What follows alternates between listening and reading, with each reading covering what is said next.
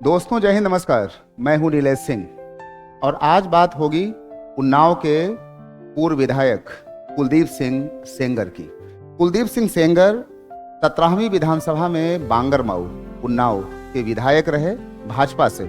इसके पहले 14वीं विधानसभा में उन्नाव सदर, 15वीं विधानसभा में बांगरमऊ, 16वीं विधानसभा में एक बार फिर से भगवंत नगर और 17वीं विधानसभा में भाजपा से ये विधायक रहे उन्नाव से। यानी कुलदीप सिंह सेंगर का बढ़ता हुआ कद, बढ़ती हुई शख्सियत, बढ़ता हुआ राजनीतिक कद ये बता रहा था कि पार्टी कोई भी हो या चुनाव कोई भी हो, विधानसभा भी कोई भी हो, लेकिन कुलदीप सिंह सेंगर के जीत के घोड़े को कोई रोक नहीं पा रहा है। ऐसा नहीं है कि कुलदीप सिंह सेंगर सिर्फ भाजपा के उम्मीदवार रहे हों, वो बसपा समाजवादी पार्टी के भी उम्मीदवार रहे, जीते भी, लड़े भी और विधायक भी रहे। स्थानीय लोग इसको जानते होंगे।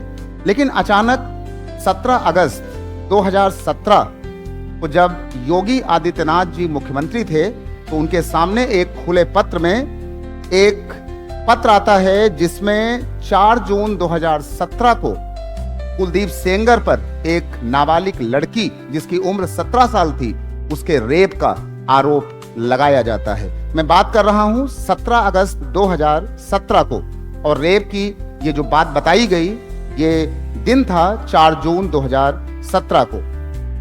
उसमें ये कहा गया कि वो जो लड़की थी, नाबालिग थी, वहीं माखी कोरारी का एरिया पड़ता है जो कुलदीप सिंह सेंगर का पैतृक जो गांव है माखी कोरारी। और जहां तक हमको पता है कि माखी कोरारी गांव के विधायक बनने से पहले कुलदीप सिंह सेंगर प्रधान भी हुए थे।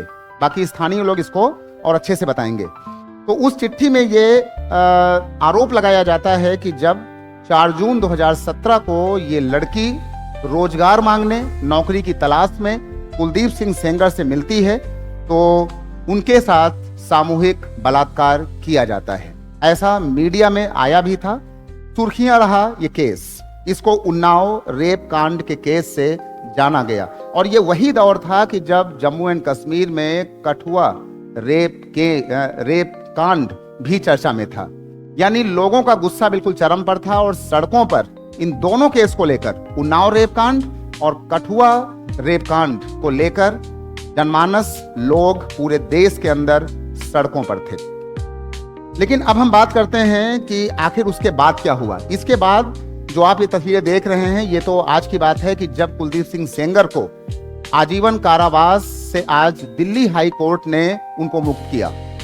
और इसके बाद, इसके पहले क्या होता है हम कुछ बताते हैं आपको। सीबीआई ने 11 जुलाई 2018 को अपना पहला एक आरोप पत्र दाखिल किया, 11 जुलाई 2018 को।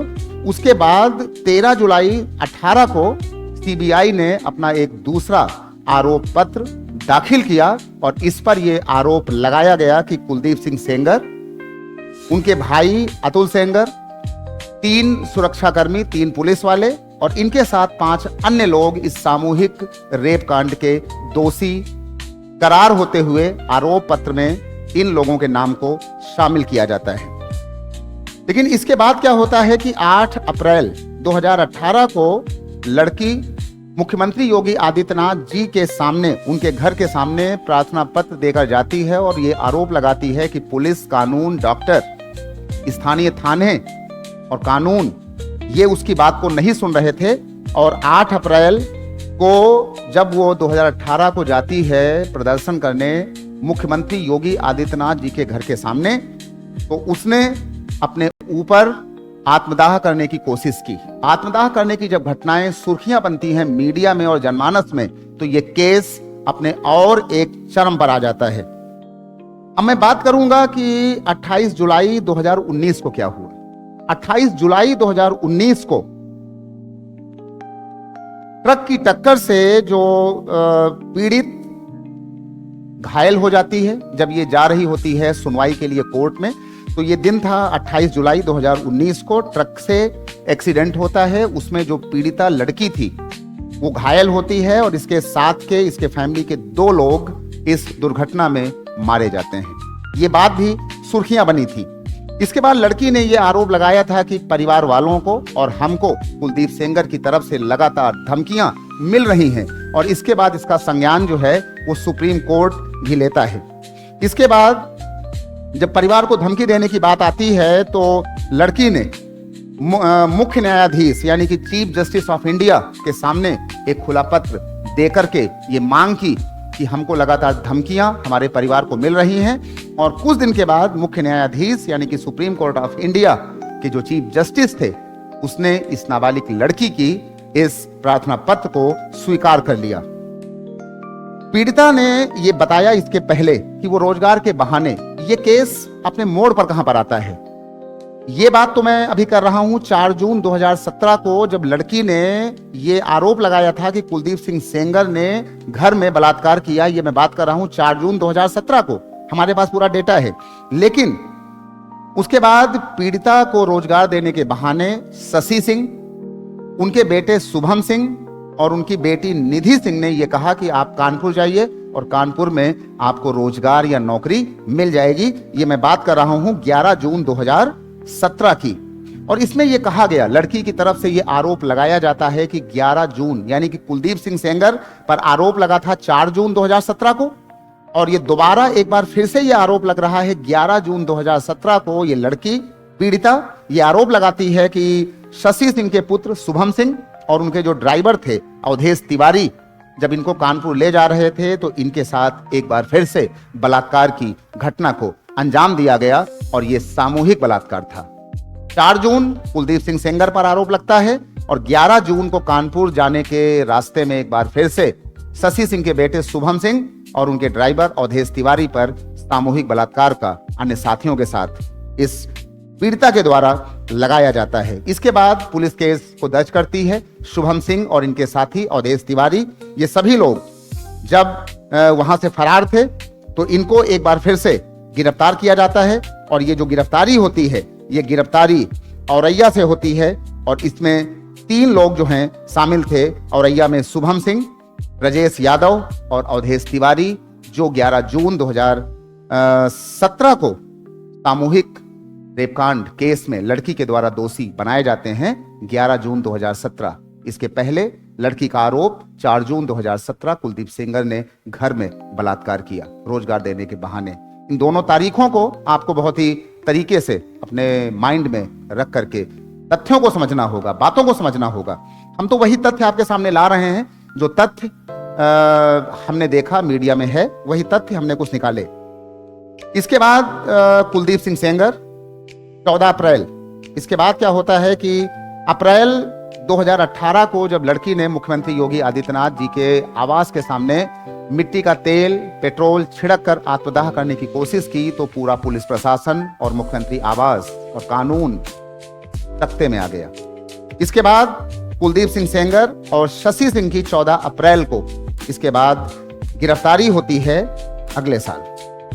इसके बाद 21 नवंबर को 2018 में 21 नवंबर 2018 जून में रेप केस दर्ज होता है और 21 नवंबर 2018 को जो पीड़िता के चाचा हैं उनके ऊपर 18 साल पुराने एक फायरिंग केस को खोला जाता है और इसमें इनके चाचा की गिरफ्तारी होती है। जब ये सब केस चल रहा था तो कुलदीप सिंह सेंगर के साथ प्रदर्शन में, धरने में जो राजनीतिक लोग सड़कों पर शामिल होते हुए देखे जा रहे थे उनमें कुछ नाम आपके सामने मैं रखूंगा।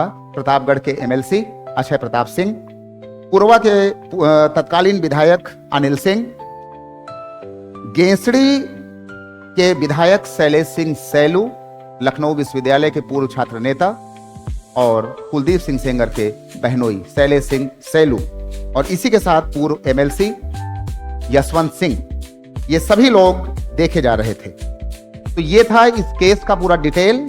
4 जून 2017 कुलदीप सेंगर पर लड़की के द्वारा आरोप लगता है रेप का और इसके बाद 11 जून को शुभम सिंह, शशि सिंह, अवधेश तिवारी और ब्रजेश यादव के लिए भी आरोप लगता है सामूहिक बलात्कार का। इसको आपको सोचना होगा, समझना होगा इन पूरी घटनाओं को। लेकिन आज कुलदीप सिंह सेंगर को जो है इन सभी केसों से जो आजीवन कारावास हुई थी उससे दिल्ली हाई कोर्ट ने मुक्त किया अपनी शर्तों के साथ। 15 लाख का उनके ऊपर जो सिक्योरिटी होगा उसके साथ बेल बॉन्ड भरे गए हैं 15 लाख के, और इतनी ही मात्रा की 3 सिक्योरिटी लगाई गई। और यह आदेश दिया गया कि सुनवाई के दौरान या बेल के दौरान कुलदीप सिंह सेंगर दिल्ली से बाहर नहीं जाएंगे, जैसा कि खबरों में आ रहा है। अब इस पर हम 2 या 3 बातें आपके सामने रखेंगे और फिर आपके विचार इस पर चाहेंगे। कुलदीप सिंह सेंगर एक ऐसे राजनीतिक एक व्यक्तित्व बनकर उभर रहे थे कि विधानसभा कोई भी हो, पार्टी कोई भी हो, कुलदीप सिंह सेंगर अगर मैदान में कूदे हैं तो जीत सिर्फ और सिर्फ कुलदीप सिंह सेंगर की होगी। यानी राजनीतिक कद कुलदीप सिंह सेंगर का बहुत तेजी से उन्नाव के क्षेत्र में बढ़ रहा था, और उन्नाव के क्षेत्र में 2 ऐसे नेता रहे जिनका बढ़ा हुआ कद उत्तर प्रदेश या देश ने देखा, एक कुलदीप सिंह सेंगर और एक MLC अजीत सिंह। ये दोनों ही लोग उन्नाव के। लेकिन अब जब बढ़े हुए कद में जैसा कि आप देखते हैं कि राजनीतिक गलियारों में कहीं से भी किसी के ऊपर आरोप प्रत्यारोप लगते रहते हैं, केसेस लगते रहते हैं, उनमें क्या सच है क्या झूठ है, ये आगे कोर्ट, कानून, जनमानस, समाज को खुद तय करना होगा। लेकिन इस वीडियो पर आपकी राय क्या है वो कमेंट सेक्शन में जरूर बताइएगा। हमने वही डेटा आपके सामने रखे जो डेटा इसमें दिए गए थे मीडिया कवरेज में, और ये एक पॉस्को एक्ट के केस के तहत इस पर CBI ने अपनी सारी कार्रवाई की थी, अपनी जो भी आरोप पत्र CBI ने दाखिल किया था। तो ये एक घटनाक्रम रहा 2017 से लेकर 2025 आज के दिन तक। इस वीडियो पर आपकी जो भी राय हो वो कमेंट सेक्शन में आपको जरूर देना चाहिए। तो दीजिए नीलेश सिंह को इजाजत, फिर मुलाकात होगी किसी एक और ऐसे ही वीडियो के साथ। जय हिंद।